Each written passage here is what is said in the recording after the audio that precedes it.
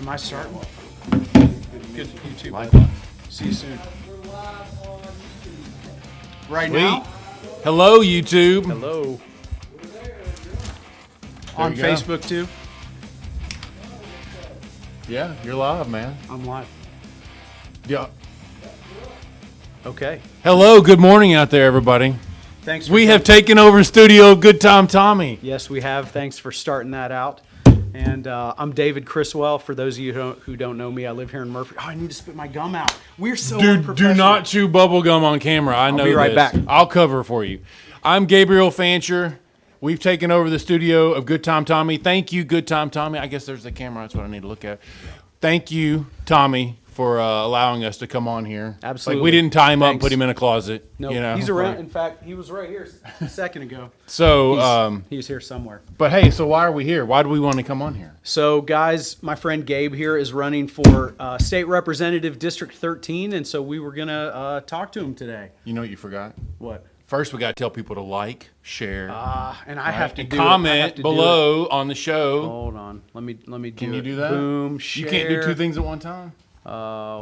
Tune in. Goes into the drawing for a $100 gift card at the Allen. Did you hear that? $100 gift card, folks. Alley You gotta on tell Main. him. You're the anchor, I have man. Tell him. Clear only one person gets One person is going to win a gift card. share it, we'll pick a winner. Okay. Hold on. For now today's I've gotta show? share. For today's show. So Today somebody only. today only is getting a $100 gift card. That sounds like an incredible deal. A $100 gift card to the Alley if you share this. So do it, and somebody's going to get that. Man, I got courtesy of Good Time. You know how many Tommy. kids I have? I've got to share this. I need that $100, man. That's true. That is true. You know, I mean, seriously, right? And I don't want to seem like a homer, but you're probably a lock to win this thing today. You oh, know? You're gonna- I you're don't gonna know. win. I don't So- know. I don't know. So I got a whole list of questions here that I'm not going to let you guys Why are see you asking me questions? because you're the one running for state rep. I am running for state He's rep. running for state rep. Well, you want to start? Asking you questions? No. Oh. Oh, snap. What did I is do? that? I don't know.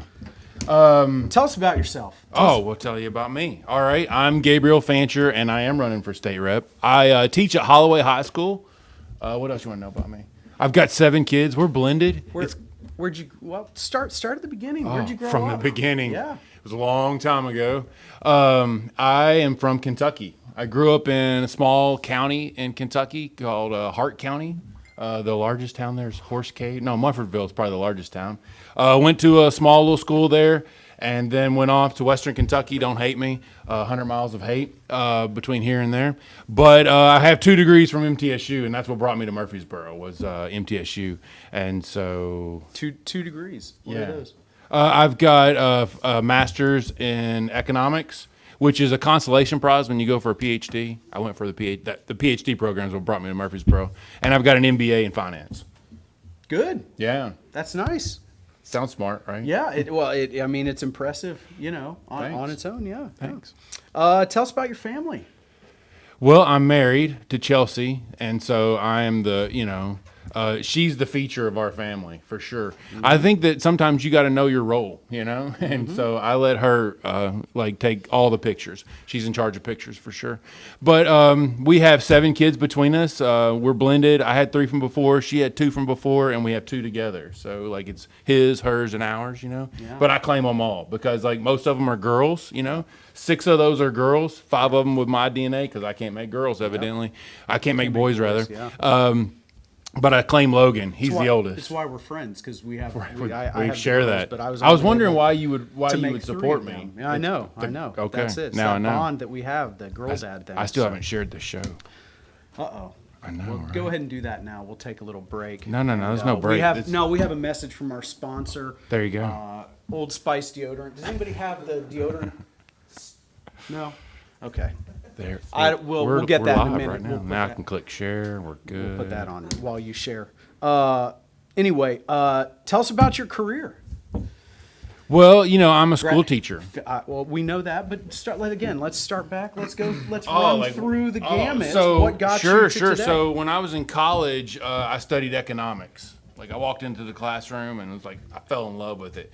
The whole like curves and supply and demand. And if you notice when I talk, I look like I'm conjuring up like stuff. And if you've ever had an econ teacher, that's what they do. They're like masters of conjuring. They're like the slope curve. Anyway, so I was studying that and I thought, well, I'll be an economist one day. That's what I'll do. I'll get out and I'll talk about the economy. And so you graduate, and this is like 2000, right?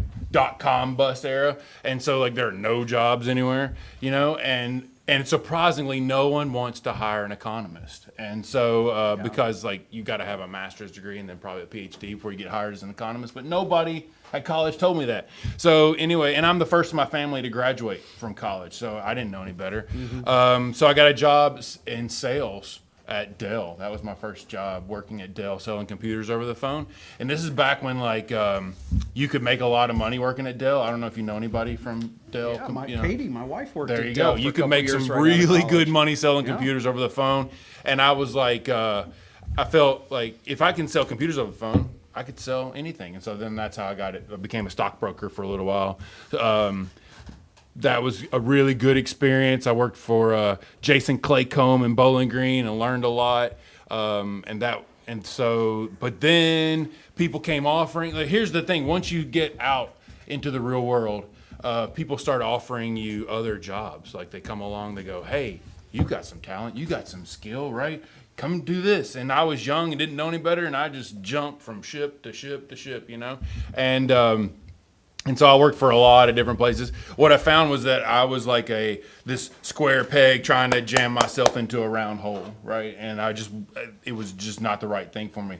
What I really felt like I was meant to be was a teacher. And so I would try to be a teacher in all these different roles, trying to teach people and stuff like that.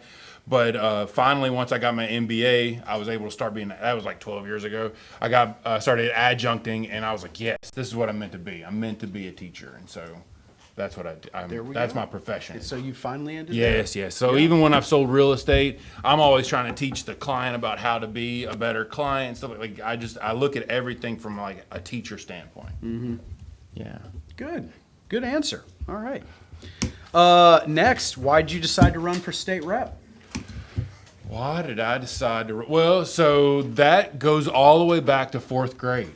Okay. I'm sitting in Kentucky history class, you know, and we were learning about the governors, and I was like, man, it'd be cool to be a governor one day, right?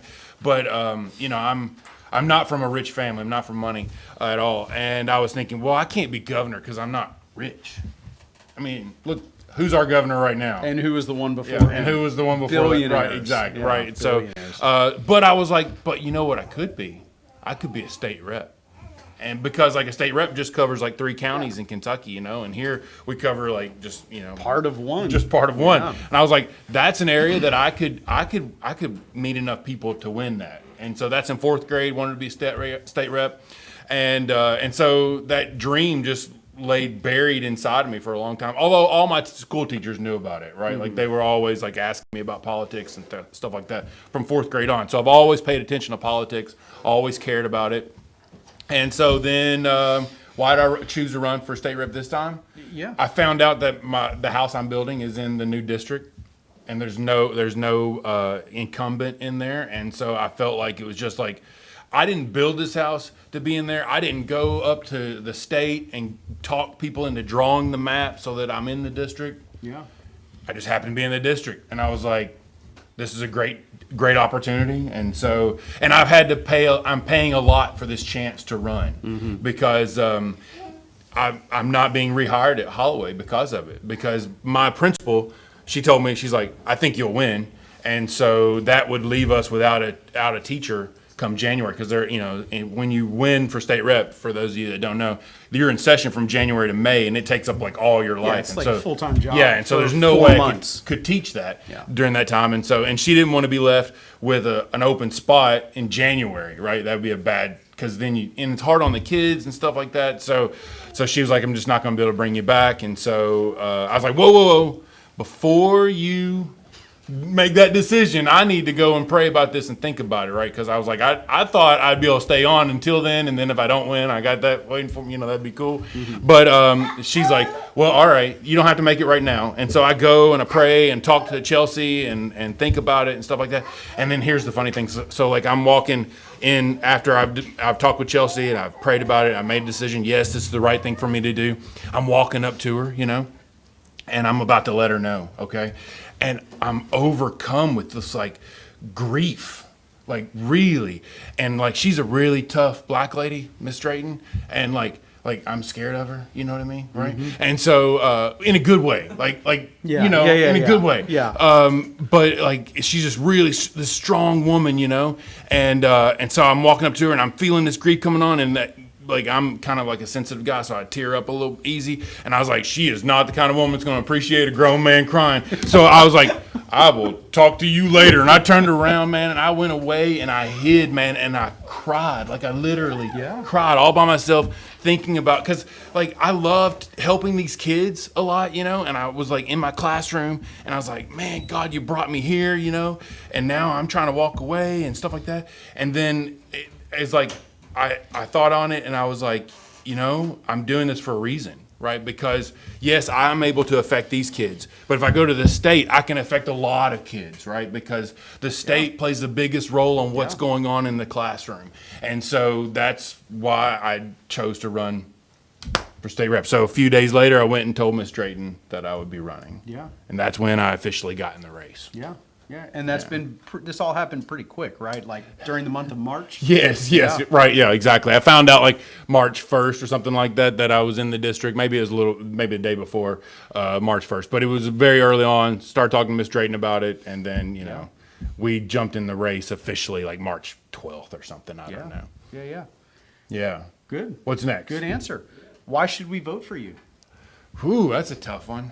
Why should you I vote hope you for me? prepared an answer prior to today for this question. Yes, You've been because when asked you it, do, when you right? knock on people's door, they're going to ask you like why you're running. That's like the number one question you get, and that's I think I touched on it there with the education thing. But why you should vote for me? Well, look, I think that I believe in a limited government. I believe that freedom matters, and it's very important to have people that believe that in office. I think that our kids matter, and I have a bunch of kids, right? And so I have a lot of reasons to want to make Tennessee great, right? Like Tennessee was so good that I left Kentucky to come here and to live my life, right? And my parents, they live down the road. They still live in Kentucky, right? And so they don't get a chance to come to their grandkids like soccer games and things like that because like it's a 2.5 hour trip and they're older, And so like to have your kids in the same spot that you are is a real luxury, like your grandkids, Yeah. And so my goal, if I get elected, my goal is to make sure that I'm leaving Tennessee in a situation so that my kids can stay here, raise their family here, and so I can watch my grandkids play soccer. I mean, that's a little bit selfish, but I really do think that in this town where we're in, like in Murfreesboro and Rutherford County, we're growing at such a pace. These people are leaving their lives behind, and here we are in, Good Time Tommy's, and Tommy helps people find homes to start their lives here in Rutherford County. I want them to be able to like live here, put their roots down, right? Just like I have, and then be able to plan on their kids being able to find work and their kids being able to stay here. And, and I think that's, here's the deal. Like Murfreesboro and Rutherford County is a great place to move right now, right? But there was a time when Detroit was a great place to move to. And I don't think anybody in here would want to move to Detroit right now, right? It's true. And so if we don't make wise decisions as a state, if we don't make wise decisions as a county and as cities, then we're going to run the risk of going down that same road where we once were the place to be. And I don't want that to happen. I want us to stay the place to be. I like it. All right. I like it. Nice. How long have you been in Murfreesboro? How long have you lived here? So I started my MBA program in 2005, and that's first brought me driving over here from Williamson County, and then I fell in love with Murfreesboro because it's so much like Bowling Green. Mm-hmm. It's college town, and it's got lots of good people here, and so the great thing about a college town is that it's got a lot of friendly faces and stuff, and so you move in, it's easy to make friends, and I was like, I got to move over here to Murfreesboro because it's just way better than Franklin. And so by '08 we got to Murfreesboro. So So about 14, 15 years. yeah, so a good while. Long time, yeah. Not long enough though. People that are from here. We got a question? Well, I got a statement. Yeah. News. My mom's watching. She said she's gonna vote for you. Sweet. Put it on the board, man. Put that one on the Hold board. on, let me go. Yeah, that's right. Yeah, there you I'm go. gonna vote for you too. Oh yeah, that's Two two. Let's mark them already. down. If you're There we going to go. vote for me, like you should say that in the comments. You for should sure. also like and share this video, That's please. right. That's right. Also, because if you share, you could win a $100 gift card to the alley. from GoodTimeTommy. That's That's right. correct. Also, too, if you have any questions for Gabe, you're welcome to throw them on in here. My softballs are probably, let's see, I can't. Oh, we're going to open it up to the public. Well, to we're ask not some opening it questions. at the end, you Yeah. know, but there will be some Sure, time sure. at the end Okay, for all right. questions. All right, let's see. So you've been out knocking doors. You started. I right? have already. Yes. What do you believe, or what are people saying are the top issues facing Rutherford County? Ooh, wow. Okay, let's get into it then. So some of the top issues that people are talking about is the growth and the inability of our infrastructure to keep up. Right. And so, like, for instance, in Rockville, the Murfreesboro city is trying to annex an area that's right next to Rockville Middle, wanting to put 182 houses in there. And it's a beautiful neighborhood by Patterson. But the people in that area, they want to keep Rockville country, right? And so they want like larger lots and things of that nature. And there's people that are worried about like the dark sky issues. Anyway, there's a lot of issues with this growth. And if you have to drop kids off at Rockville Elementary, Rockville Middle, or Rockville High, you know that road 99 running through there is not enough. There's not enough space for the cars that are already on it. Yep. And so growth. And then another issue is like education. People are really worried about education. I think that 2020 was like a reset button for parents and for them to see like what are the kids learning and things of that nature. And so parents got involved with schools far more than they were before COVID. And because of that, they're wanting more for their kids, and I don't blame them. I think they want better education opportunities for their kids. Yeah. So, yeah, those are the two things that most people are talking about. I mean, like then it. they talk about national issues and things like that, but I'm not running for Congress, And there's so. not a lot that you can do to impact. Yeah. No, my focus is on what can I do for Rutherford County. For sure, for sure. So let's fast forward a year from now. You win this race. You're in the General Assembly. What are you going to do? What am I? Yeah. What's your primary goal if you? You win? know, look, Give man. me What? Yeah, give us one sure. or two. So when things you that- first get elected, my understanding is that they call you a freshman, and Mm-hmm. you guys remember being freshmen before, right? Like, Yep. What's that mean to be a freshman? Bottom of the totem pole. Bottom of the top. There we go. Exactly right. And so to be a freshman means that I'm going to be busy learning and stuff like that. I think that one of the strengths that I bring is that I am pretty good at networking and making friends and things like that and building a consensus.